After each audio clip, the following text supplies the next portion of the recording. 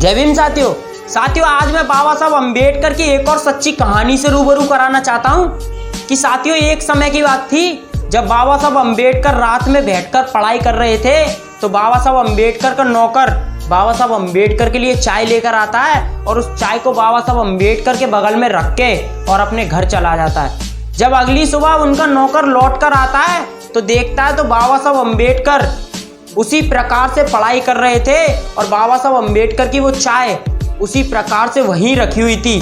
तो उनका नौकर जब बाबा साहब अम्बेडकर के पैर छूता है तो बाबा साहब अम्बेडकर को लगता है कि उनका टॉमी होगा।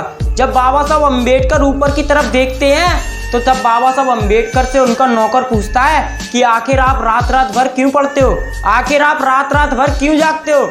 तो बाबा साहब अम्बेडकर अपने नौकर को पता है क्या जवाब देते हैं।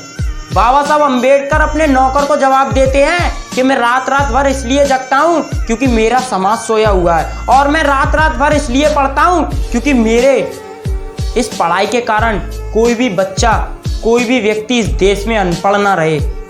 तो इसलिए साथियों मैं आपको बताना चाहता हूं कि बाबा साहब अम्बेडकर ने हमें पढ़ाई के अधिकार दिलाने के लिए बहुत संघर्ष किया है और उन्होंने रात भर पढ़ाई करी है। तभी आज हमारे बच्चे अच्छे स्कूलों में पढ़ सकते हैं, तभी आज हमारे बच्चे अच्छे बड़े अधिकारी बन सकते हैं। तो इसलिए मैं आप सभी को बताना चाहता हूँ कि एक बार बाबा साहब अम्बेडकर को भी पढ़ो, क्योंकि आपका पढ़ने से कोई फायदा नहीं है जब तक आपने उस इंसान को नहीं पढ़ा जिसकी बदौलत आपको पढ़ने के अधिकार हैं। तो इसलिए मैं आप सभी को कहना चाहता हूं कि बाबा साहब अम्बेडकर को पढ़ो।